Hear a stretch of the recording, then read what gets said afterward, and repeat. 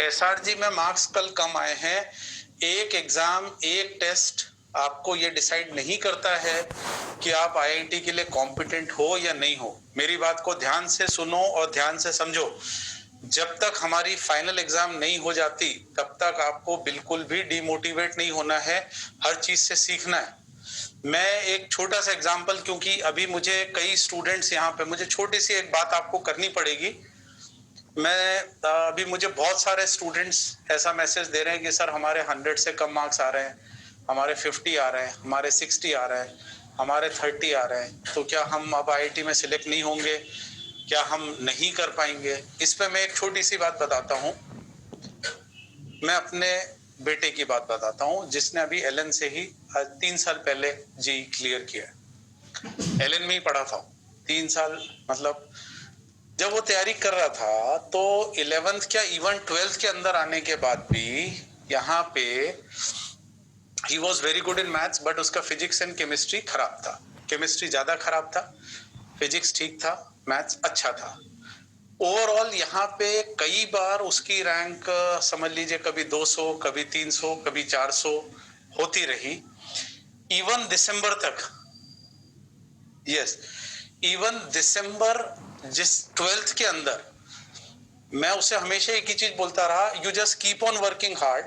आपका जो काम है उसे सिंसियरली करो, आप अपना रिवीजन प्रॉपरली करते रहो, प्रॉपर शेड्यूल फॉलो करते रहो। टेस्ट में कभी मार्क्स कम आते थे, कभी अच्छे आते थे, कभी फिर डिमोटिवेट होता था, कभी फिर हम अप कर देते थे, लेकिन ओवरऑल हम उसे सिर्फ यही बोलते रहे कि you just keep on working hard. Exam में क्या होने वाला है इसकी आप चिंता अभी से मत करो, सीखते जाओ, क्योंकि अभी तो बहुत कुछ बदलेगा। अगर आज आप देखोगे अभी जो एसआरजी का जो पेपर हुआ है उसमें कितना कोर्स आया, उसमें 10-20% ऑफ द सिलेबस आया। अभी तो इसके अलावा बहुत सारा 11 का पार्ट था जो टेस्ट में नहीं आया। आगे हम बहुत सारी चीजें पढ़ने वाले हैं जो अभी टेस्ट में नहीं आई। ऐसे ही same thing happens in physics, same thing happen in chemistry. और दूसरी बात, सबसे बड़ा चेंज आता है जब हम लोग फाइनल एग्जाम में, जब फुल सिलेबस कोर्स होता है ना, उस समय पर सिचुएशन और बदल जाती है। कई स्टूडेंट्स टॉपिक वाइज बहुत अच्छा परफॉर्म करते हैं, लेकिन जब वो फुल सिलेबस की बात होती है तो गड़बड़ करने लगते हैं। कई लोग टॉपिक वाइज में कम परफॉर्म कर पाते हैं, फुल सिलेबस में अच्छा कर पाते हैं। तो मैं तुम्हें ये बता रहा था कि जैसे जो माय सन शिवांग अग्रवाल उसका नाम था, 3 साल पहले वो निकला है, अभी now he is in final year. Okay, तो उसका क्या हुआ, दिसंबर तक, मतलब समझ लीजिए जब सिलेबस आपका कंप्लीशन तक आता है, जब स्कूल की प्री बोर्ड आती है, उस समय पर उसने नवंबर दिसंबर तक उसका वो चलता रहा। उस समय 3 साल पहले कोर्स चल ही रहा था, खत्म नहीं हुआ था, लेकिन उसके pre boards I. Pre boards उसने, ही वॉज इन शिशुकुंज, तो प्री बोर्ड भी उसका खराब हो गया। स्कूल ने बोल दिया भाई केमिस्ट्री में तो बहुत ही खराब कर रहा है, ऐसे में तो कैसे पास होगा, क्या स्थिति थी। आप कभी भी आप इस बारे में कमल का जो केमिस्ट्री वाले सर है अपने केके सर, आप केके सर से पूछना, वो बताएंगे। इवन वो वरीड थे कि ये कैसे 12th बोर्ड में ठीक कर पाएगा केमिस्ट्री में, इतना उसका केमिस्ट्री वीक था। He was not able to remember the things, भूल जाता था कि पढ़ा, भूल गया, कैसे याद करूं। तो केके सर आपको बताएंगे इसके बारे में बहुत अच्छे से।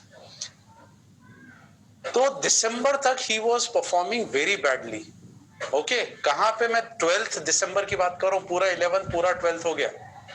उसने दिसंबर के प्री बोर्ड को खराब करने के बाद उसने ये डिसाइड किया कि यार मेरे को अब तो कुछ करना ही पड़ेगा, मुझे इसको बैठ के अच्छे से कुछ करना पड़ेगा, क्योंकि अब मेरी स्कूल एग्जाम भी सामने है।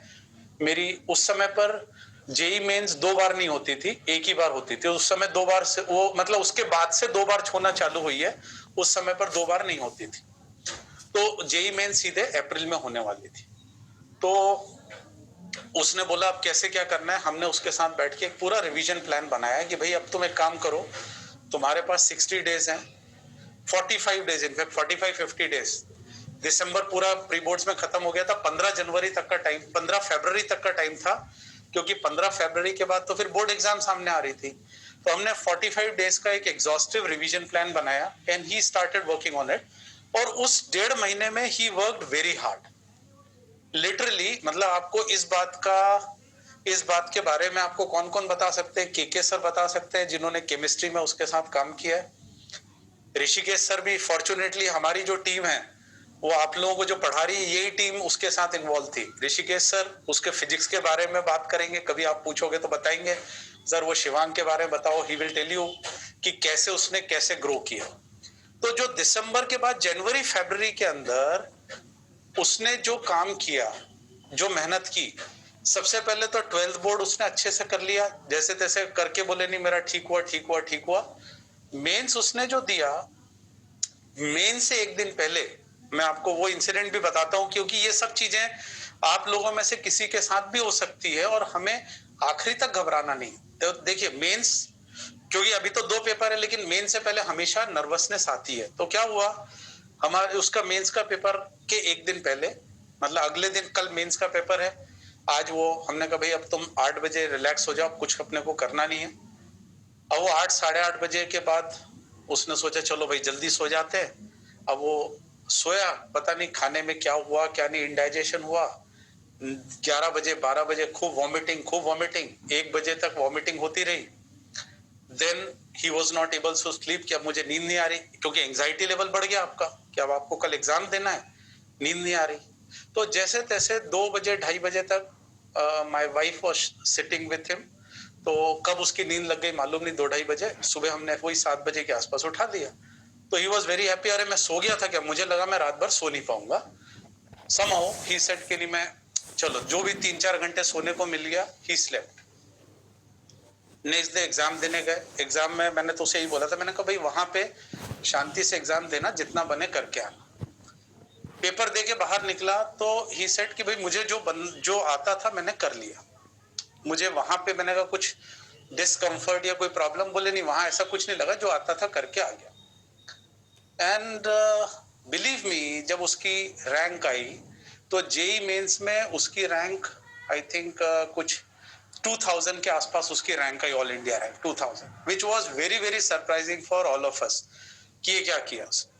ठीक है, उसके बाद then he started for advance, कि चलो अब एडवांस के लिए मैं फिर से रिवीजन प्लान बनाता हूँ। फिर हमने 40 डेज का जो गैप होता था उसमें फिर एक रिवीजन, उसने एग्जॉस्टिव रिवीजन उस समय पर अपना जो डेडलाइन, जो प्लान बनाया टाइम टेबल, उसे 100% फॉलो किया, एक भी दिन आगे पीछे नहीं किया। रिवीजन उसका कितना इंपॉर्टेंट रहा।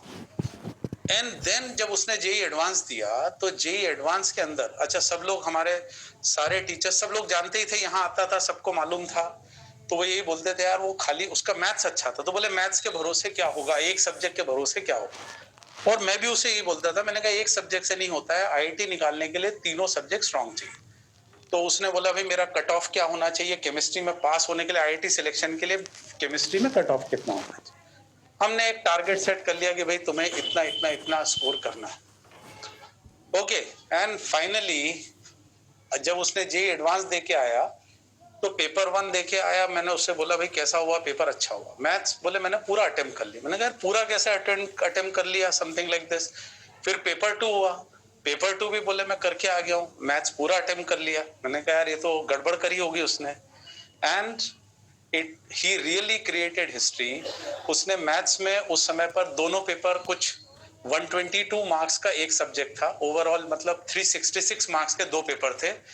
So he scored 122 out of 122 in maths in JEE Advance, right? और बाकी सब्जेक्ट्स में भी ठीक किया उसने, फिजिक्स और केमिस्ट्री में। Overall he got 1600 rank in IIT। अभी right now he is in IIT Bombay, 3rd year में, 4th ईयर, अभी फाइनल ईयर में आया है वो। सो ओवरऑल मतलब आप अगर कमल सर से, आप ऋषिकेश सर से, के सर से बात करोगे तो वो भी यही बोलेंगे जो मैं अभी आपको बोल रहा हूं, कि अभी आपके पास बहुत टाइम है। आप अभी ये मत सोचो कि मेरी अभी लड़ाई तो अब कैसे होगी, कैसे मैं क्वालिफाई कर पाऊंगा, कैसे होगा काम आगे। अगर आपके अंदर डिटर्मिनेशन है, आईआईटी दिल्ली में कौन है सर, आईआईटी दिल्ली में मेरा elder son, my elder younger son, my elder son was then Stanford university.